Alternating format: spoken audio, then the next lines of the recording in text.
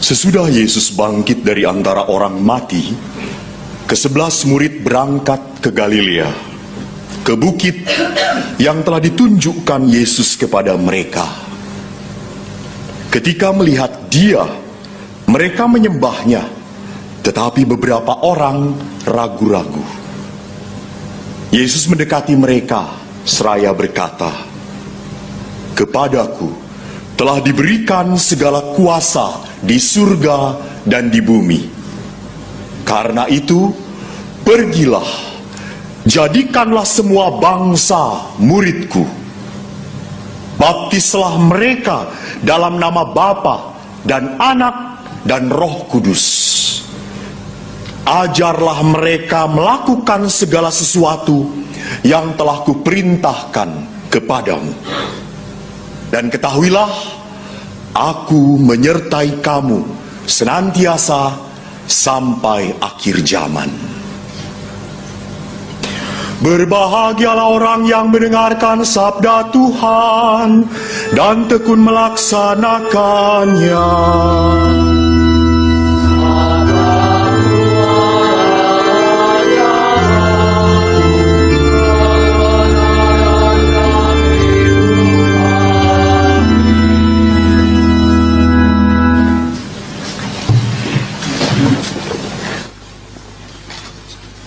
Saudara-saudari yang terkasih,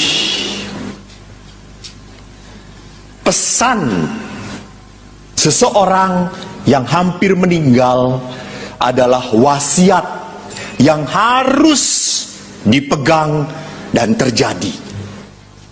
Dan pesan Yesus kepada para muridnya adalah pesan Yesus pada kita. Jelas sekali apa perintah Yesus. Di dalam Kisah Para Rasul dikatakan Yesus melarang mereka meninggalkan Yerusalem, menyuruh mereka tinggal di situ menantikan janji Bapa. Apa janji Bapa? Nah ini kalau ngomong di depan orang Katolik ini, antara nggak ngerti dan blow on sama. Apa janji Bapa? Roh Kudus. Roh Kudus. Dan ingat, para rasul menanti di sana bersama siapa? Bunda Maria. Jadi sebelum diangkat ke surga, Yesus memang memberi perintah, jadikan mereka murid-muridmu. Tapi kamu gak akan pernah bisa sendirian. Kamu butuh penolong. Siapa penolong itu kalau bukan Roh Kudus? Maka menarik tadi apa yang disaringkan oleh Bruder. Karya kami bukan semata-mata karya manusia. Kalau menurut hitungan manajemen manusia, nggak cucok, you know nggak cucok. Itu bahasa Jerman. Nggak pas. Tetapi kami memanage ini dengan kuasa Allah. Jadi manusia itu harus hidup bukan semata-mata karena realita. Bukan. Romo takut sekarang semuanya keras, ditindas. Sehingga kami gak ngerti, gak mau berbuat apa-apa. Ini orang yang hanya hidup karena realita. Kalau Anda punya iman, Anda harus berani hidup karena harapan. Jadi kalau orang hanya melihat realita, kita makin khawatir, makin gak bisa apa-apa, gak mungkin. Kita tidak tahu bahwa ada tangan Allah yang lebih berkuasa dari otak Anda yang maha kecil itu. Sudah maha kecil, kosong lagi. Isinya cuma konsumsi.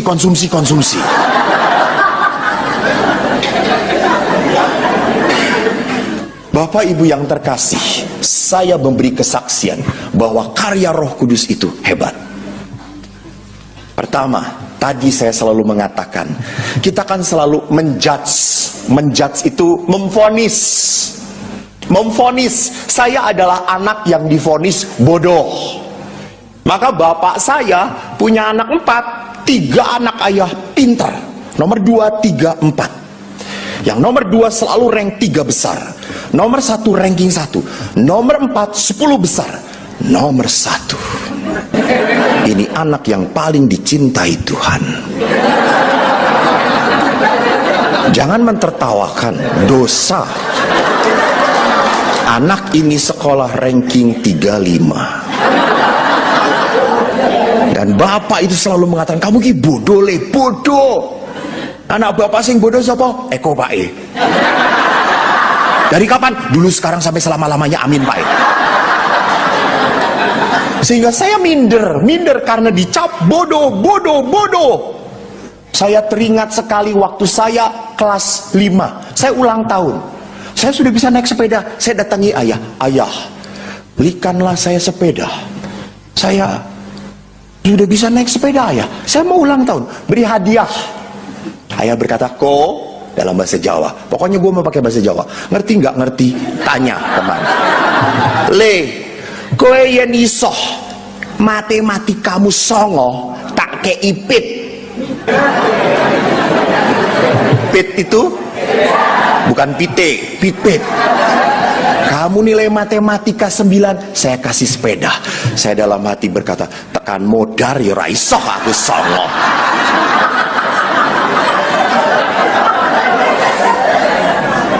Bulan berikutnya, dan saya tidak dapat sepeda karena saya sudah dijatah oleh Tuhan matematika 3. Itu sudah takdir, saudara-saudara. Adik saya datang kepada ayah, ayah, dia tahu bahwa kakaknya minta sepeda. Adik saya itu nyebelin. Dia berkata, ayah, saya mau ulang tahun, belikan sepeda ayah. Lalu ayah berkata, nak, nilai matematik kamu 9, ayah belikan sepeda. Besoknya 10. Dan ayah belikan sepeda dia. Jengkel. Kecewa. Dan kekecewaan itu terpatri terus sampai hati saya. Saya mengatakan, saya balas. Akhirnya setelah saya jadi pastor, saya balas.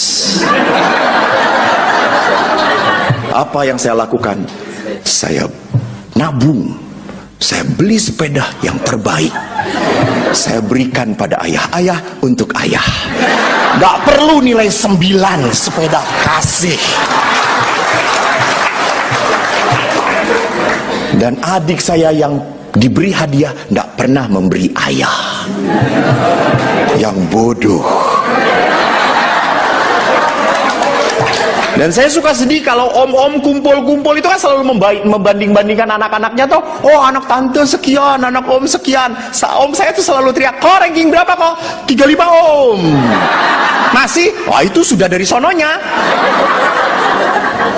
Tapi maaf, sekarang om-om saya itu cari nasihat pada siapa?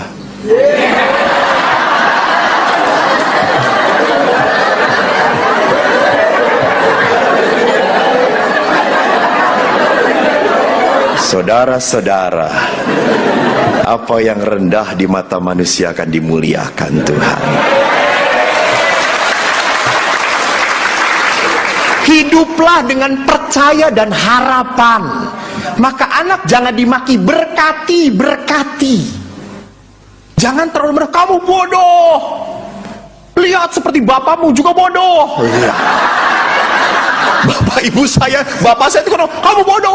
Saya jengkel. Bodoh kan anak bapak. Lalu bapak saya ngomong, ya anak bapak tapi bukan turunan bapak. Lalu turunan siapa? Ibu. Lalu mereka bapak berkelahi, bapak bodoh, ibu bodoh, bapak, ibu. Ya udah, ibu bodoh. Karena ibu bodoh, ibu kawin dengan bapak.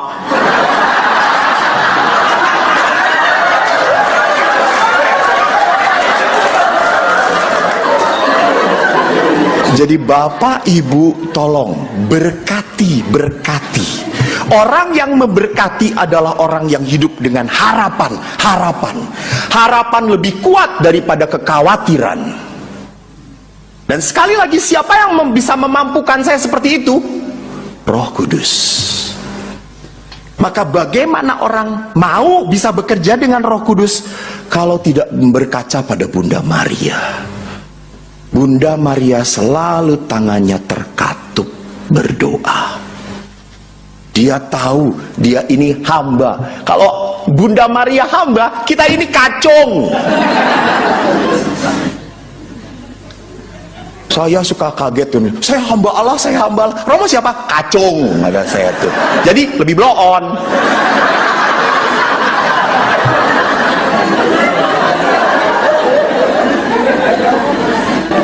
Kesaksian yang kedua, bahwa kalau orang percaya pada Roh Kudus, Roh bekerja. Saya memberi retret di Australia, Melbourne.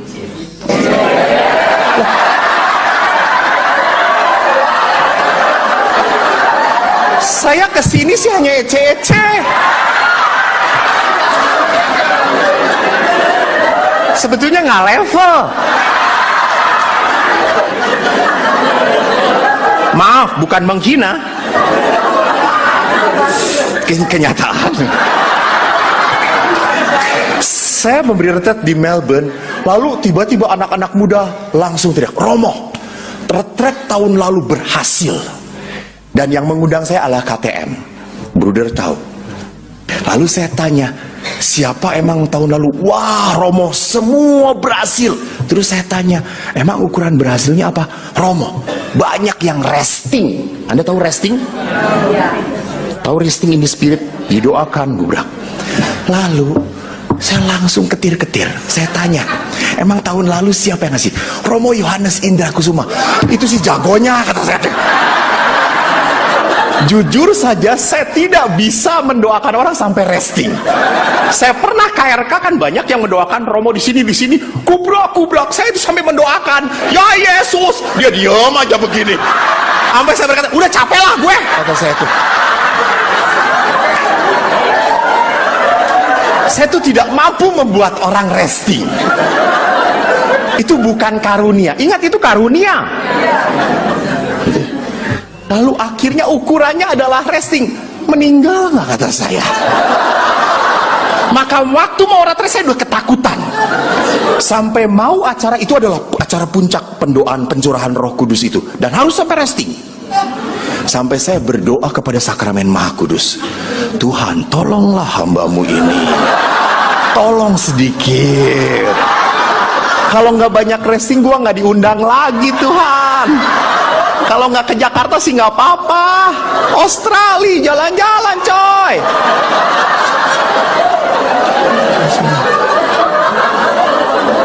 Tuhan, kalau nggak ada yang resting saya nggak laku.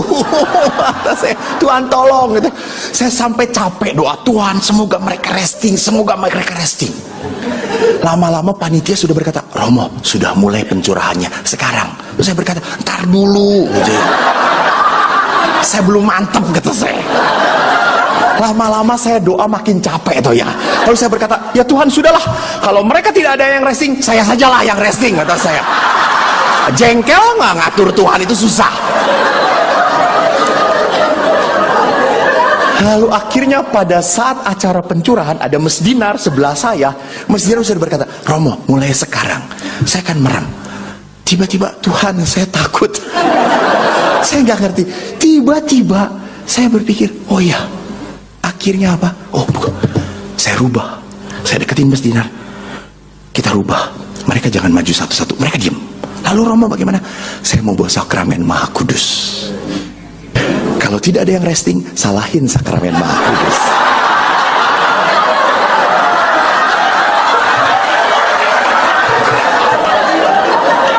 Bruder jangan dilaporkan ke Roma ya, bruder.